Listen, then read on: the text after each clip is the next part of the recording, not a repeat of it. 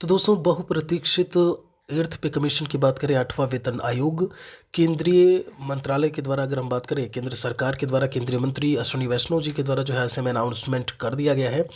घोषणा कर दी गई है कि 8वां वेतन आयोग जो है वो 2026 में आएगा।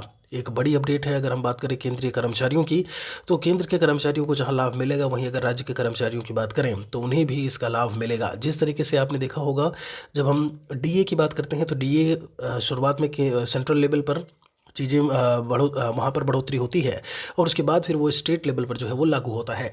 यहाँ पर हम चर्चा करने वाले हैं 8वें वेतन आयोग के आधार पर। अगर हम बीपीएससी प्राइमरी टीचर की नई सैलरी की बात करें, यहाँ पर बीपीएससी टीआरई 3.0 आ रहा है, या फिर अगर नई भर्तियाँ जो भी होती हैं उनकी एसएमएस सैलरी क्या होगी 8वें वेतन आयोग के बाद, उसके बारे में चर्चा करेंगे। तो यहाँ पर जो करंट सैलरी स्ट्रक्चर है वो है 7th सीपीसी का 2016 जनवरी 2016 में आया था। 10 साल में वेतन आयोग आता है। अभी जो अगला वेतन आयोग है 8वां वेतन आयोग, वो जनवरी यानी 1 जनवरी, शुरुआत में ही जनवरी 2026 से लागू होगा। और यहाँ पर अभी अगर हम 7th सीपीसी की बात करें तो इस समय जो स्ट्रक्चर है, सबसे पहले उसके बारे में जान लेते हैं। बेसिक पे जो है वो 25,000 है। यहाँ पर डीए 53% के हिसाब से 13,250 रुपये होगा। एचआरए सबसे कम हमने लिया है 5% और उसके हिसाब से 1,250 रुपये। मेडिकल 1,000। अभी जोड़ करके अगर देखा जाए तो शुरुआत की जो सैलरी है वो है 40,500 रुपये। यहाँ पर एक चीज़ याद रखिएगा, कुछ डिडक्शंस भी होते हैं।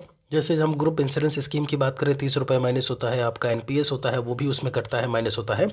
तो कुल मिलाकर के कहीं ना कहीं एनपीएस जो आपका 10% कट रहा होता है बेसिक पे और डीए का, वो आपको एक्यूमुलेट हो करके और बढ़ा करके ही मिलता है। तो यहाँ पर अभी हमने उसको शो नहीं कराया है। अभी हम सीधा सीधा आपको दिखा रहे हैं कि ग्रॉस सैलरी आपकी कितनी होगी। हम नेट सैलरी के बारे में भी बात नहीं कर रहे हैं।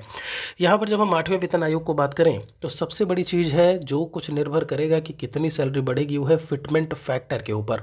आप यूँ समझ लीजिए, जो भी बेसिक पे है, फिटमेंट फैक्टर जो भी आता है निकल करके उसको उससे मल्टीप्लाई कर देते हैं बेसिक पे से, तो वह नया जो बेसिक पे है वो बन जाता है। यहाँ पर ज़रा गौर करिएगा।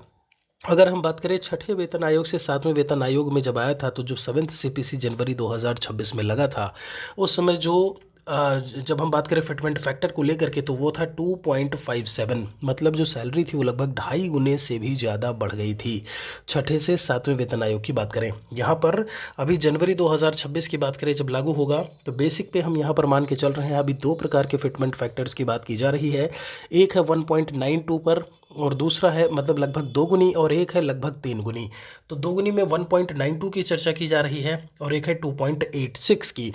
तो उम्मीद यही है कि 2.57 पिछली बार था, तो अभी 10 साल बाद 2.86 होगा। और उसके आधार पर बेसिक पे 25,000 को इससे हम मल्टीप्लाई करते हैं तो 71,500 रुपये देखने को मिलेगा।